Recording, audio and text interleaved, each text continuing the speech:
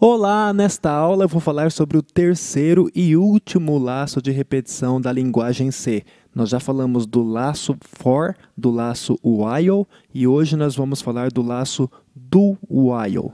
Esta aula será uma continuação da aula passada sobre o laço de repetição while. Então, se você não assistiu à aula passada, por favor, assista.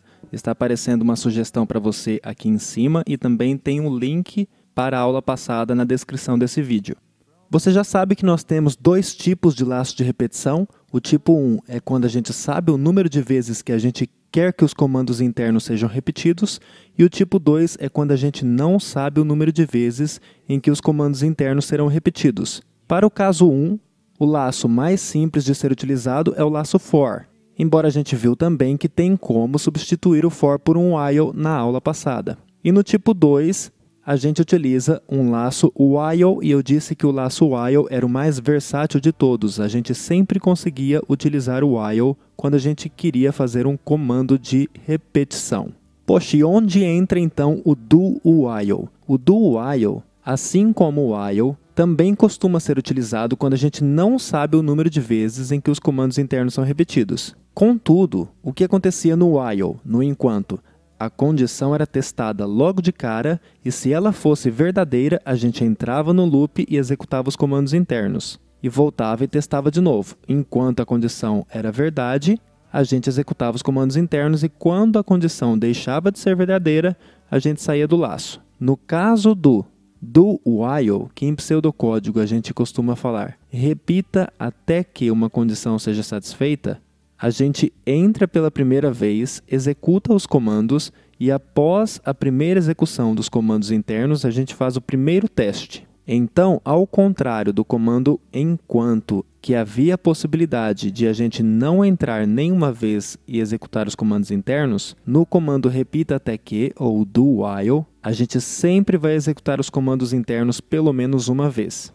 É necessário tomar cuidado porque, neste caso aqui, as semânticas ficam um pouco diferentes, porque quando a gente fala repita até que uma condição seja satisfeita, significa que estes comandos serão executados enquanto essa condição for falsa. Existem algumas linguagens de programação que têm esta semântica de comando de repetição com teste no final. Por exemplo, a linguagem Pascal. Em Pascal a gente tem um comando repeat, until e uma condição no final. Os comandos são executados até que aquela condição seja satisfeita. No caso da linguagem C, a ideia é muito parecida com o while, mas o teste ocorre no final. A sintaxe é do, abre chaves, escreva os comandos internos, fecha chaves, while, uma condição, ponto e vírgula. Assim como a gente tinha no comando while, esta condição aqui é a condição de permanência neste laço aqui. Então, enquanto esta condição for verdade, eu farei esses comandos internos. Mas, como o teste ocorre ao final e não aqui no início, como ocorria lá no while, na primeira vez eu vou simplesmente entrar e executar os comandos. Portanto, quando é que eu vou utilizar do while e quando vou utilizar o while? Bom, eu sempre posso utilizar o while. O do while é muito adequado quando eu tenho uma situação em que os comandos internos precisam ser feitos pelo menos uma vez.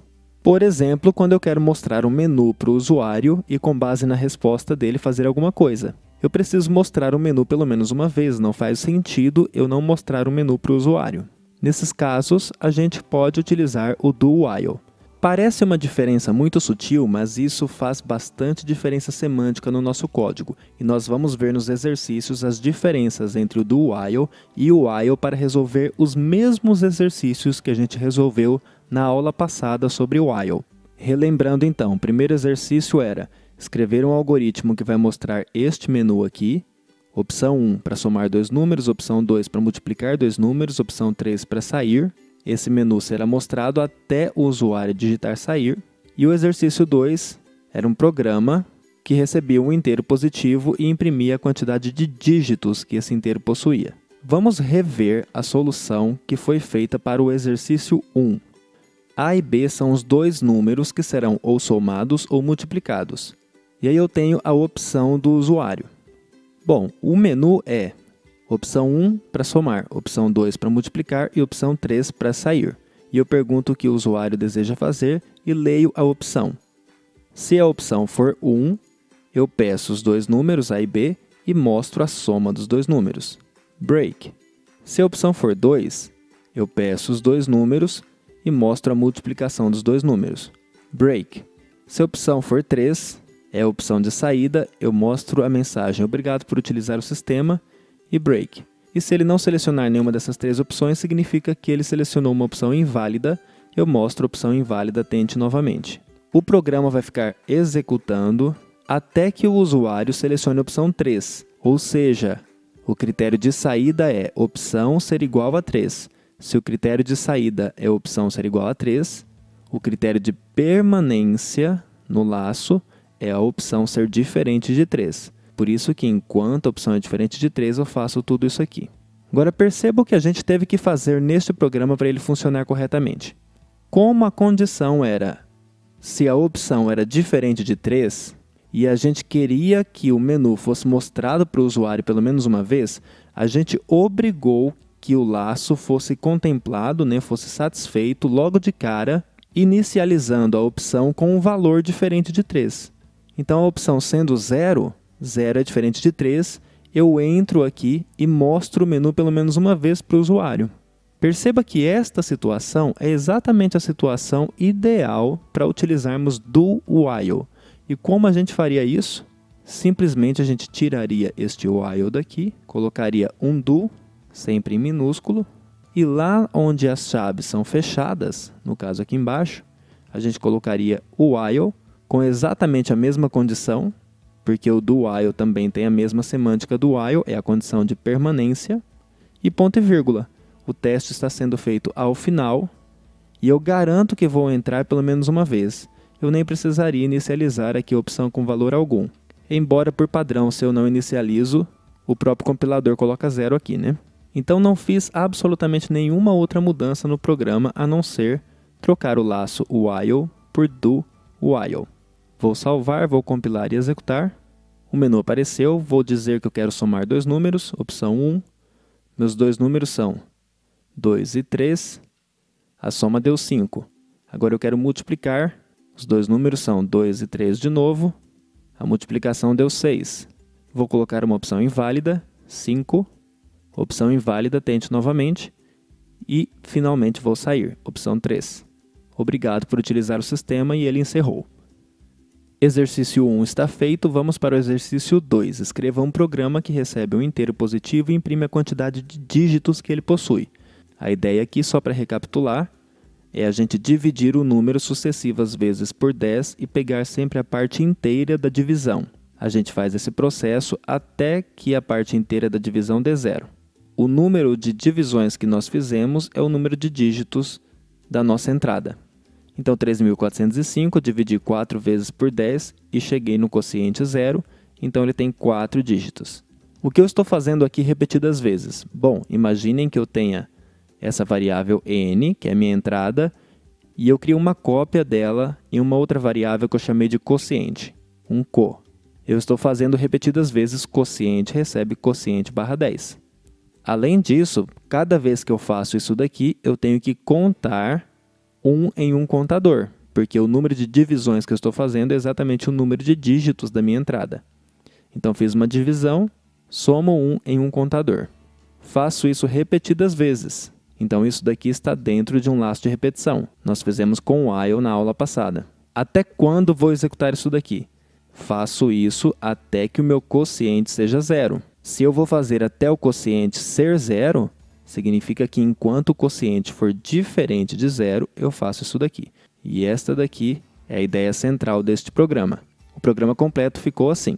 Tem o número n, o quociente e o contador. Inicializei o contador com 0, pedi o número n, fiz uma cópia de n em quociente e fiz o meu laço.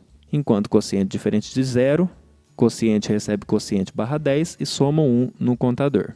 Ao final, eu tinha um caso especial, que é quando o n é 0, porque 0 possui um dígito, mas o meu contador aqui começa em 0.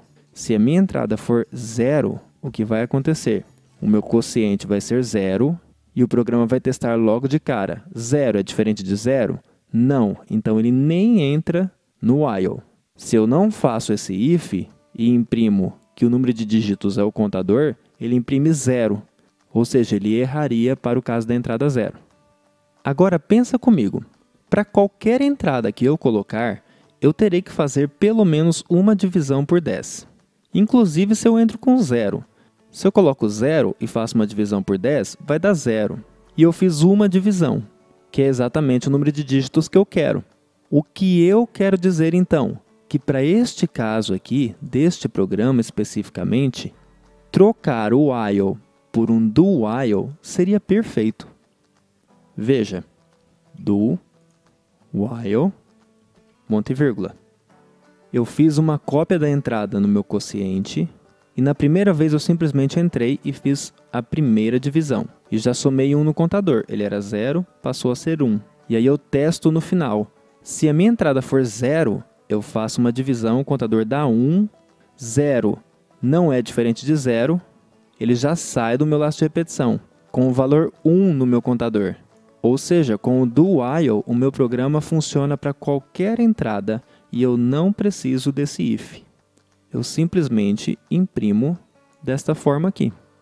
Então, apesar de o while ser super versátil e a gente conseguir utilizar em qualquer situação, para esta situação especificamente, o do while é o ideal. Vou testar esse programa. Forneço um número, 1, 2, 3, 4, 5, 6, 7 dígitos. Enter, possui 7 dígitos. Caso especial, que é o 0, possui um dígito. E a gente viu que ele também funciona para números negativos. Possui 4 dígitos. Moral da história. Se eu sei o número de passos a serem executados, uso for. Se eu não sei, eu penso se eu necessariamente terei que executar as condições internas uma vez pelo menos. Se eu tiver que executá-las pelo menos uma vez, eu faço do while. Se não, eu faço while. E é isso, com isso a gente encerra a parte teórica de laços de repetição e eu vou fazer algumas aulas só com exercícios de laço de repetição para que você consiga praticar ainda mais esses conteúdos. Se você gostou desse vídeo, se inscreva no canal, clique em gostei aqui embaixo e compartilhe o vídeo com seus amigos. Não se esqueça também de ativar o sininho de notificações para ficar por dentro dos nossos novos conteúdos. Um abraço e bons estudos!